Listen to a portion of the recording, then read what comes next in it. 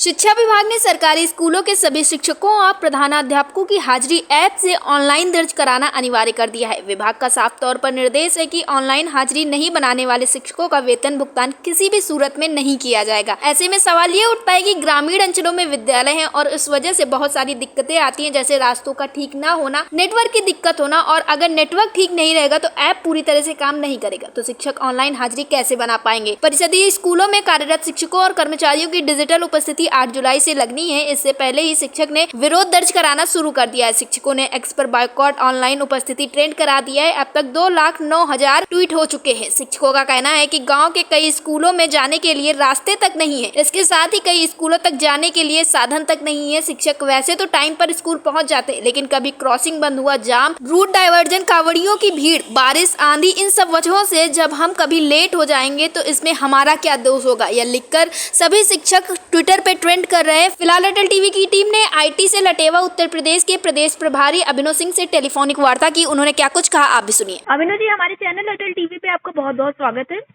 जी धन्यवाद, बताइए मैम।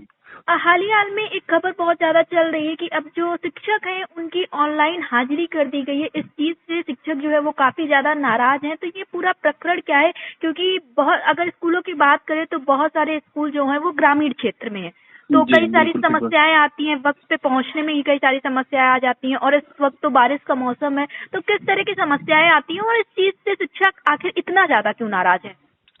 देखिए, शिक्षक नाराज नहीं है, ना ही ऑनलाइन हाजिरी का कोई विरोध कर रहा है। बस दिक्कत यह है जो हुक्मरान ऊपर बैठे हैं उनको देखना चाहिए कि जो विद्यालय है वो दुर्गम क्षेत्रों में है। जैसा आपने बताया ग्रामीण क्षेत्रों में, दुर्गम क्षेत्रों में है और आवागमन का कोई साधन भी नहीं है, पगडंडी वाले रास्ते हैं और जहाँ वाहन तो चल पाना संभव ही नहीं होता। आपको देखिए वीडियो तमाम मिली होगी कैसे कैसे अध्यापक जा रहे हैं। अब पूरे वर्ष कैसे पहुंचेगा, और 15 मिनट का सिर्फ समय मिल रहा है। 7:45 से 8 बजे का समय मिल रहा है, कैसे 15 मिनट में पहुंचेगा। और लोग प्रश्न उठाते हैं, कई बार ये बात करते हैं कि कैसे पूरे दिन पूरे वर्ष जाएगा। हर समस्या बार बार नहीं होती ना, जैसे कि अभी बारिश चल रही है तो बारिश की समस्या तो पूरे साल नहीं होगी। बारिश के कारण देरी हो सकती है, बाढ़ के कारण देरी हो सकती है, प्राकृतिक आपदा के कारण देरी हो सकती है। अगर वो देरी रेलवे क्रॉसिंग से हम निकल रहे हैं तब भी हो सकती है, सड़क दुर्घटना में हो सकती है। और आपको बताया मैम कि सोमवार को हम लोग को फल लाने के लिए आदेशित किया जाता है। सोमवार को विद्यालयों में फल वितरित होता है। वो टोकरी लाने के, फलों की टोकरी अगर मोटरसाइकिल पे लाता है तो उसको देरी हो जाएगी। एमडीएम की सब्जी लाने में देरी हो जाएगी, गाड़ी पंचर होने में देरी हो जाएगी, बीएलओ का कार्य करने में देरी हो जाएगी। लेकिन दुर्भाग्य है कि जो एसी कमरों में बैठे हैं, जो खर्रे जारी करते हैं हुक्मरान, उनको दिखाई नहीं देता है। वो विभाग में समय से स्थानांतरण नहीं कर पाते, पदोन्नति नहीं कर पाते। शिक्षकों के साथ झूठा न्याय कैसे होगा, आंकड़ेबाजी में उलझा के रखा दिया है। हम लोग की जो मांग है, अभी तक तो आपने ट्विटर अभियान पे देखा होगा कि 3,11,000 से ज्यादा ट्वीट दिए जा चुके हैं, यानी कि कहीं न कहीं समस्या जायज है। बेसिक शिक्षक अपने आप को अकेला पाता है, वो किससे बात कहेगा।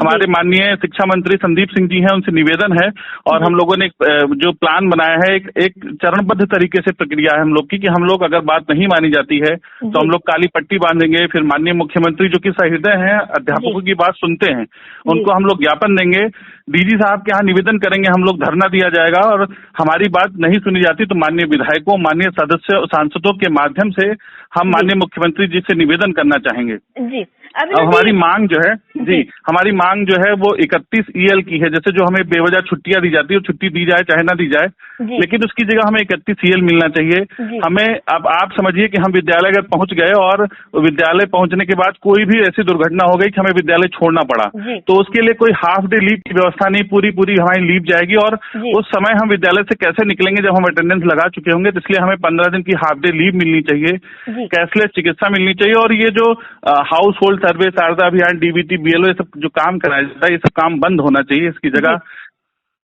अभिनव जी, मैं आपसे जानना चाहूंगी, ये जो ऑनलाइन हाजिरी की बात हुई है, एक तो जब आप अपने विद्यालय पहुंचेंगे तब आपकी एक बार हाजिरी लगेगी, तो क्या विद्यालय से निकलते वक्त भी ऐसा कुछ प्रकरण है कि आप जब विद्यालय से निकलने लगेंगे उस वक्त में भी आपकी हाजिरी लगना जरूरी है? जी, अभी तक इन्होंने जो आदेश जारी किया है 7:45 से 8 बजे तक, अभी का समय अगर बात की जाए, और ठंडियों में 8:45 से 9 बजे तक, यानी सिर्फ 15 मिनट का समय दिया गया। हमारी मांग है कि कम से कम आधे घंटे का समय होना चाहिए। और उधर जब विद्यालय 2 बजे बंद होता है हमारा, तो 2 बजे से लेके 2:15 बजे तक इन्होंने कहा है, 2 बजे से 2:15 या 2:30 बजे तक हमारी हाजिरी होनी चाहिए ऑनलाइन। आधे घंटे का समय हमें मिलना चाहिए, क्योंकि 3 लाख से ज्यादा ट्वीट किए जा चुके हैं। कहीं न कहीं अध्यापकों का दर्द है। माननीय मुख्यमंत्री जी से निवेदन है कि हमारी बात सुने। हमें ऑनलाइन अटेंडेंस का कोई विरोध नहीं है, अटेंडेंस लीजिए, सैटेलाइट से ले लीजिए, कोई इश्यू नहीं है, लेकिन हमारी मांग पूरी कर दीजिए। जी अभिनव जी, आपने बात बताई है। और शिक्षकों की बात करें, बेसिक शिक्षा में कई तरह के शिक्षक हैं, जैसे इसमें अनुदेशक भी हैं, शिक्षा मित्र भी हैं।